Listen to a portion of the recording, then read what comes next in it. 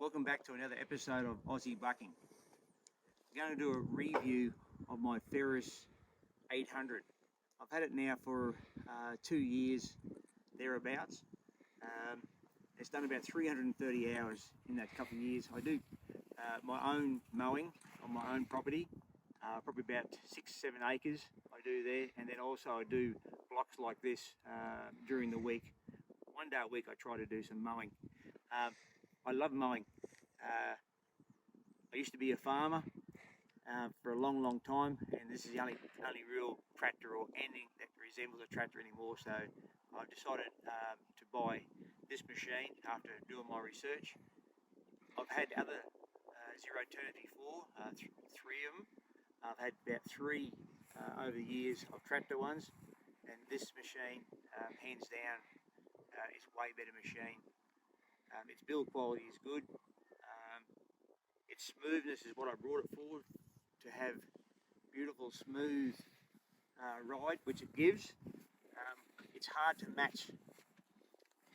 Other machines try to duplicate suspension, but but I haven't tried them, to be honest. I haven't tried the machines that have tried other suspension as far as the deck is concerned, and little tiny bits of springs on the front. They're trying to achieve some smoothness with them. But this machine here, it is very, very good. I can get off after doing 5 acres straight, and I'm got grey hair. I can say how old I am, but I've got grey hair, so I can get off after doing 5 acres, and I'm perfectly good. Every other mowers I've had, you get off after doing an hour's mowing, and you can hardly walk. That's the difference of this machine. It's got a suspended seat also, which is average. It's only a spring one. There is a better one up above this one, which would be a massive improvement from this one here. I have no real big complaints about the mower. You can't pick on one big thing that you hate about it because it's so good. But there's only little things that I can say that they've got wrong on it. The stickers that come with the machine, this is my second one now. It blew off straight away. I don't know if they treat this stuff when it comes into the country, into Australia, if they treat them with a bit of wax, whatever, and then they put the stickers on after. I don't know what they're doing with it, with all this sticker stuff. All those have held up well. This here is starting to fade out a little bit already. And also with the rubber matting here, that's for your grip, and also just to stop vibration. It wanted to peel off all the time. I've tried to stick it down. I come up with this solution here, just a bit of, they put it inside doorways, and I've just put some bolts through the other side there, so it ties all that up. So that's the only solution I have to fix that problem. Other problems I've had, and you can see I've run with my guards up because I like keeping them clean. When they get dirty, I just give them a blow down, and any sticks I can get out a lot easier with that part of it. So I've run without guards on it.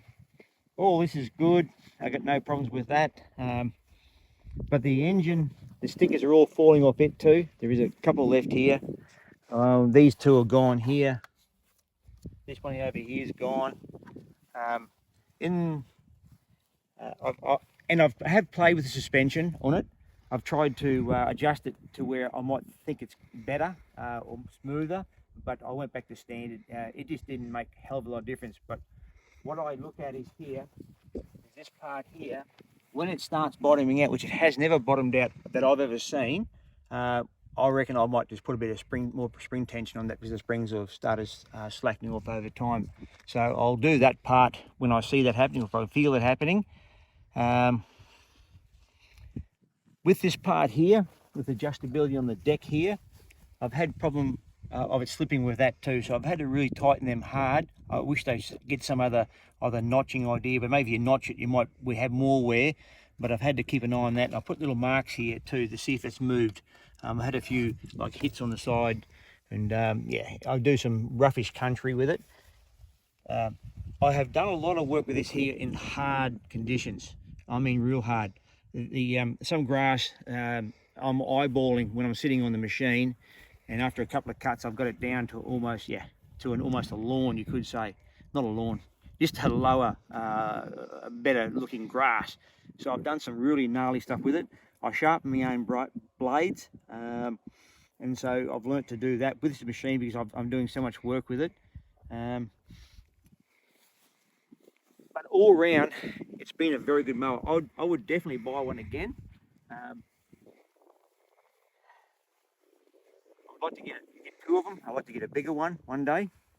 So Tyson can start running around with them too with me, and we can get our work done quicker. I've only broken one belt with it, and that's on this deck one. I think a rock is actually on this job, just over here it happened. On this cooch here, it just, I think I pushed it too hard once, it stalled. I think I've stalled it twice in 330 hours with hard going grass. And I think it hardens the belt, or just puts a little spot on it where it weakens it, and then right there, over there, it flew the belt off. And yeah, that's the only time it's actually let me down. It started letting me down. Another problem it had was on the starter solenoid. This one here, I had trouble with it. It was intermittent, where it would start and wouldn't start. You had to click it off and on. So I went to an oil electrician, and I got a very expensive one, a lot better quality one. It was $100 to replace that. I just didn't want to go to get warranty with it and then put the same one on. I wanted to upgrade that part so it made sure it was right. I do all my hours. I service it regularly. I do all my hour count up in here.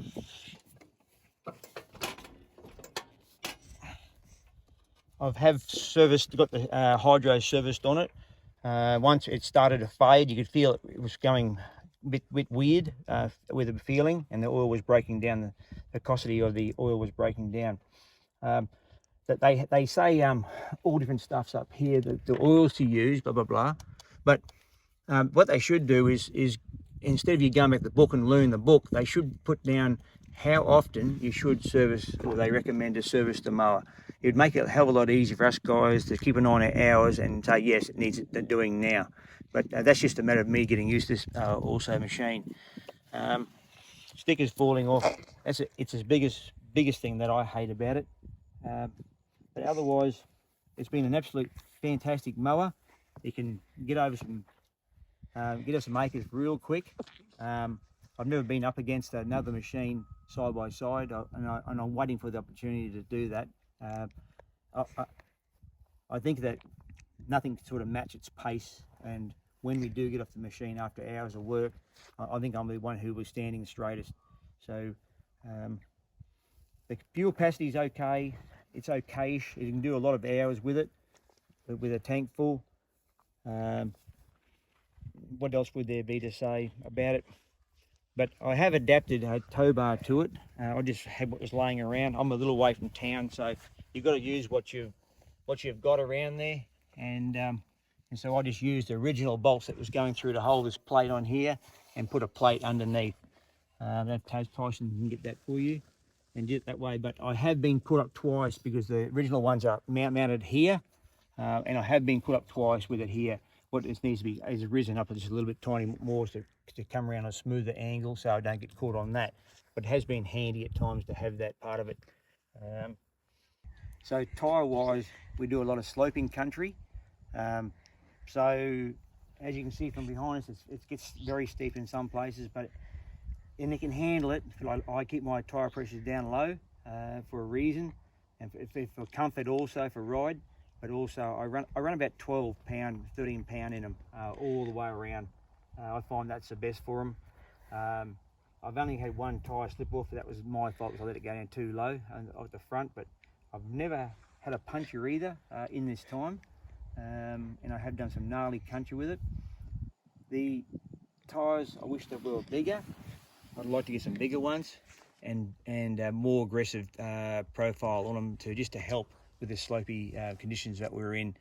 Also, when it's wet, it's a bit horrid too. But I think normals, all zero turns are like that.